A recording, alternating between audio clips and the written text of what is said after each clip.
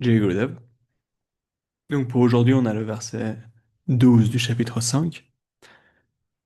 Krishna dit Yukta karma phalam tyaktva shantim apnoti nestikim ayukta karma karena fare sakto nibadyate. Yeah, fare sakto nibadyate. Donc, qu'est-ce qui est dit ici? Donc c'est une continuité évidemment des versets qu'on a vus avant. Si on se rappelle du verset de hier, il dit, en gros la question c'était celui qui a abandonné les attachements à toutes les actions, avec le mental, son corps, tout ça. Celui qui abandonne tout désir pour les fruits. Ouais. Pourquoi est-ce qu'il agit avec son corps? Pourquoi est-ce qu'il agit avec son mental, son intellect, ouais, avec ses sens? Et du coup, Krishna il répond, il dit, ayant abandonné l'attachement, les yogis, ils accomplissent cette action par le corps, kayena, manasa, bodhya, indriya, par en gros le corps, le mental, l'intellect, les sens. Pourquoi? Atma Shuddhaye, qui veut dire seulement pour la purification du mental. Ouais. Du, ouais, du mental, simplement. De soi, purification de soi dans son être, en gros.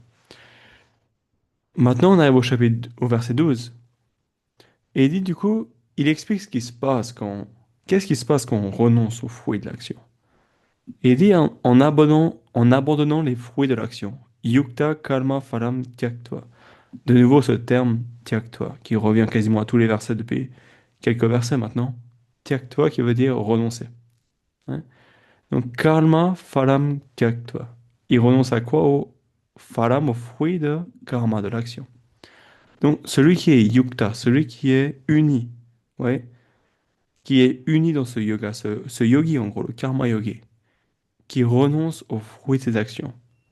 Qu'est-ce qui se passe? Shantim apnoti neshtikim. Ça veut dire, shantim, ça veut dire la paix. Il atteint la paix. Apnoti, il atteint cette paix. Ouais. Neshtikim. Si vous avez étudié la Siddhanta, Tadhatmya Vedanta, le nom de quelqu'un qui a une autorité dans un sujet, c'est apta. Ouais. Et ça vient de la même racine ici que apnoti. Ça vient de ap, de la racine ap. Pourquoi? Parce que apnoti, ça veut dire atteindre. C'est le verbe atteindre. Il atteint. Et apta, qui vient de la même racine, c'est pour dire quelqu'un qui a atteint la maîtrise dans un sujet, une révélation dans un sujet. Donc, Shantim aptoti neishtikim, il atteint une paix qui est éternelle. Tandis que celui qui est ayukta, celui qui n'est pas uni dans ce karma yoga, celui qui n'est pas uni dans la renonciation de l'action, de l'action, des fruits de l'action, dans ce contexte. Qu'est-ce qui se passe? Kama karena fare sakta. Donc, ces actions, elles sont euh, il fait ses actions de manière égoïste, qui est teintée par le désir, tout ça, et fare sakta. Donc, fare, c'est-à-dire les fruits, les résultats. Sakta, ça veut dire, sakta, c'est être attaché.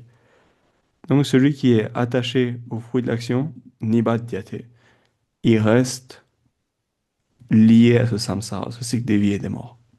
Tandis que celui qui renonce aux fruits de l'action, shanti mapnoti, neshtikim, il atteint cette paix qui est éternelle. Donc vous voyez, cette simple pratique de renoncer aux fruits de l'action et d'agir de manière